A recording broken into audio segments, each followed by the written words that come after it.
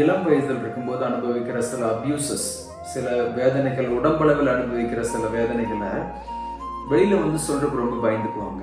அவங்க பெற்றோர்கள்ட்டையும் சொல்லாம மறைச்சிருப்பாங்க.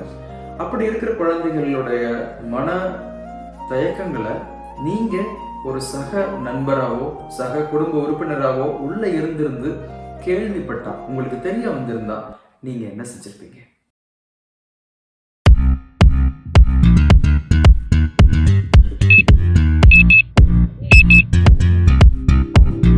நான் ஒரு விஷயத்தை வீட்டில் சொல்லாமல் இதுவரை மறைத்து வைத்து இருக்கிறேன்.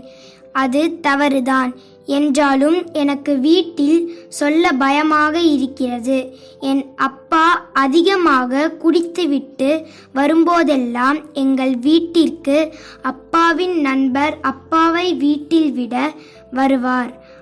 அவர்கள் வந்ததும் அம்மா அப்பாவை அறைக்குள் படுக்க வைக்க அழைத்து சென்று விடுவார். என் அக்கா ஒரு அறைக்குள் படித்து கொண்டிருப்பாள். அப்போது என் அப்பாவின் நண்பர் என்னை தவறான இடங்களில் தொடுவார். மேலும் இதை நான் யாரிடமும் கூறினால் என் அம்மா அப்பாவை கொன்று விடுவேன் என்று என்னை மிரட்டுகிறார். இதற்கு நான் என்ன செய்ய வேண்டும்? அந்த நபர் சொல்வது போல அம்மா அப்பாவை யாராலும் கொல்ல முடியாது. நீ இதை பற்றி அம்மாவிடம் சொல்லிவிடு. அப்பாவிடம் நீங்கள் இவ்வாறு குடித்துவிட்டு வந்தால் நான் எப்போது உங்களிடம் பேசுவது என்று கேள். இனிமேல் அந்த நபர் வீட்டிற்கு வரும்போது நீ தனியாக இருக்காதே. அப்பாவிடம் நீங்கள் இவ்வாறு நடந்து கொள்வதால் நான் பாதுகாப்பில்லாமல் இருப்பது போல உணர்கிறேன் என்று கூறு.